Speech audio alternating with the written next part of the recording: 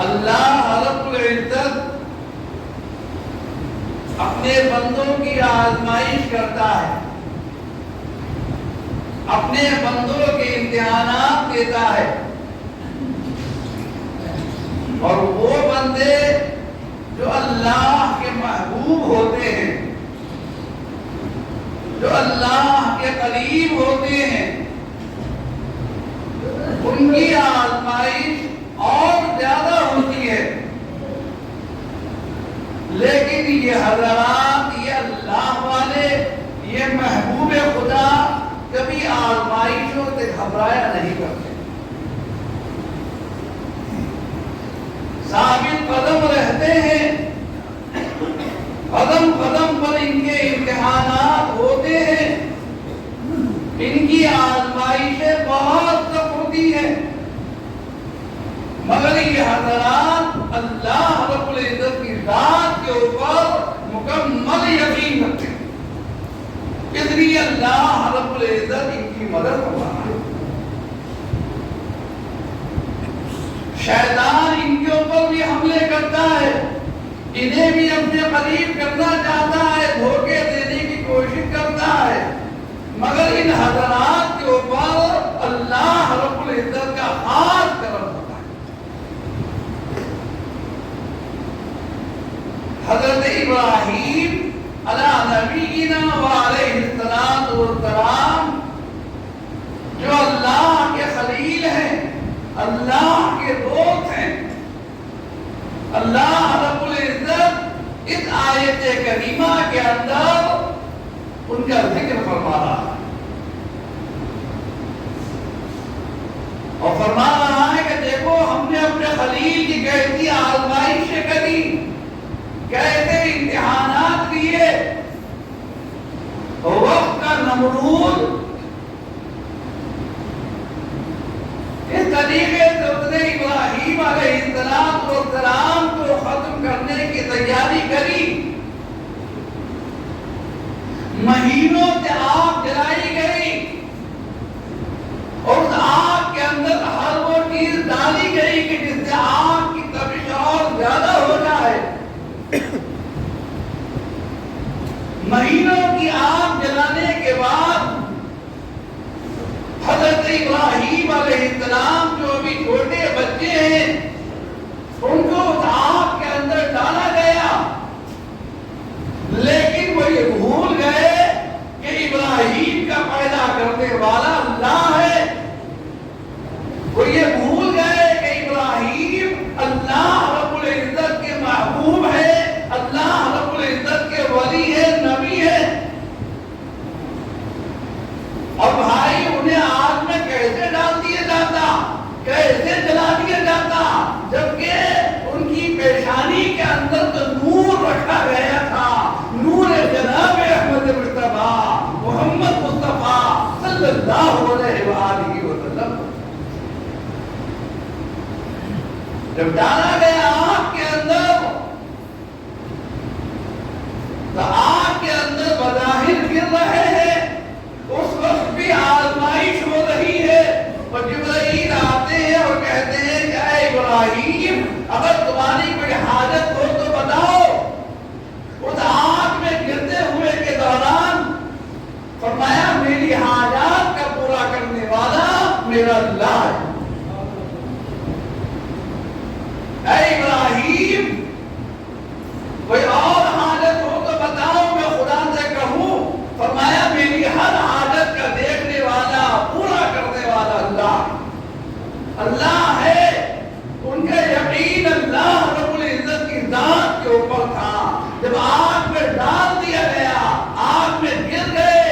تو اللہ رب العزت نے فرمایا قُلْ يَا نَارُ كُونِي بَرْدًا وَسَلَامًا عَلَىٰ إِبْرَاهِيمَ، اے آگ اب تو ٹھنڈی ہو جا،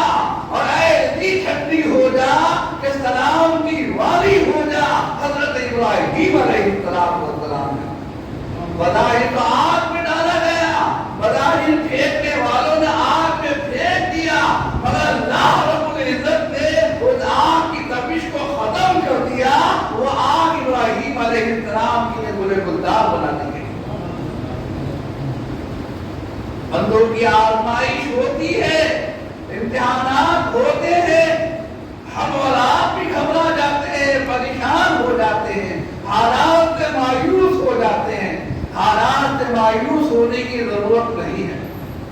یہ حکایتیں، یہ واقعات اور یہ وہ سچے واقعات جن کو قرآن کریم کے اندر بیان کیا گیا، اس لیے بیان کیا گیا کہ امت محمد مصطفیٰ صلی اللہ علیہ وآلہ وسلم جب قرآن کو پڑھے گی، قرآن کو سمجھے گی، تو اس کو یہ معلوم ہوگا کہ خدا کے محبوبوں کی کیسی آزمائشیں ہوتی ہیں، کیسے امتحانات ہوتے ہیں، مگر یہ حضرات، یہ خاقان خدا جو خدا کے محبوب ہوتے ہیں، وہ یقین کامل اللہ کی ذات کو پکڑتے ہیں، اور جب اللہ کی ذات کے اوپر ان کا یقین ہوتا ہے تو پروردگار عالم کی مدد بھی پاتا ہے۔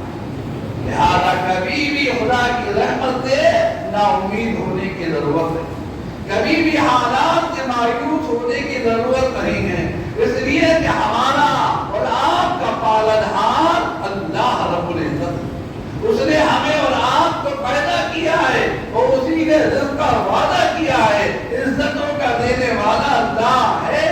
یقین کے ساتھ، ایمان کے ساتھ، مضبوطی کے ساتھ، اس عقیدے کے ساتھ کہ اللہ رب العزت ہمیں دیکھ رہا ہے، ہمیں سن رہا ہے، اسی طریقے سے آپ نمازیں پڑھیں، اسی طریقے سے آپ دعا کریں، یقیناً آپ کی دعائیں بھی قبول ہوں گی اور آپ کی نمازیں بھی قبول ہوں گی، اور انشاءاللہ آپ کے دلوں کو اطمینان اور سکون بھی حاصل ہوگا۔ اللہ رب العزت قدم قدم پر آزماتا ہے، امتحانات دیتا ہے اور بتا رہا ہے کہ ہم تمہیں آزمائیں گے، ہر طریقے سے آزمائیں گے۔ جہاں آزمائش آ جائے وہاں اللہ سے یہ دعا کرو، اے اللہ میں کسی آزمائش کے تو قابل نہیں ہوں، لیکن اے اللہ اب اگر تو آزمائش میں لے ڈالنا ہی چاہتا ہے، آزمائش لینا ہی چاہتا ہے، تو اے اللہ تجھ سے یہ التجا ہے کہ تم مجھے ثابت قدم ہی عطا فرما، مضبوطی عطا فرما، استقامت عطا فرما، اور اے اللہ مجھے مضبوط طریقے سے قائم فرما، دین کے اوپر، اسلام کے اوپر، قرآن کے اوپر۔ اے اللہ تو اپنے پیارے رسول علیہ السلام کے صدقے اور توسل میں میری مدد کرنا۔ جب یقین کامل ہوگا، اس یقین کے ساتھ اللہ سے مانگو گے تو اللہ رب العزت عطا بھی فرمائے گا، اور وہ پروردگار عالم تو اپنے بندوں سے بڑی محبت فرماتا ہے، بڑی محبت فرماتا ہے۔ 70 ماہوں سے زیادہ پروردگار عالم اپنے بندوں سے محبت فرماتا ہے۔ لہذا پروردگار عالم سے مانگو، دعائیں کرو، اور یقیناً وہ سننے والا، وہ قبول کرنے والا ہے۔ آزمائشیں آ جائے تو گھبراؤ مت، شیطان دھوکہ دیتا ہے، گمراہ کرتا ہے کہ ہم نمازیں بھی پڑھ رہے ہیں اور پھر بھی مصیبت کے اندر ہیں، ہم دعائیں کر رہے ہیں پھر بھی مصیبت کے اندر ہیں۔ وہ مصیبت نہیں ہوتی ہے، گھبرانے کی ضرورت نہیں ہے، وہ وقت بڑے ثابت قدمی کا وقت ہوتا ہے۔ یاد رکھو دعا سے کہیں ایسا نہ ہو کہ وہ بات کر جائے، کہ کلمہ کفر ہو جائے اور تمہارے اعمال سب برباد کر دیے جائیں۔ ایسے وقت کے اندر اپنی زبان کو بھی سنبھال کر رکھنا، اللہ رب العزت کی شکر گزاری کرتے رہنا۔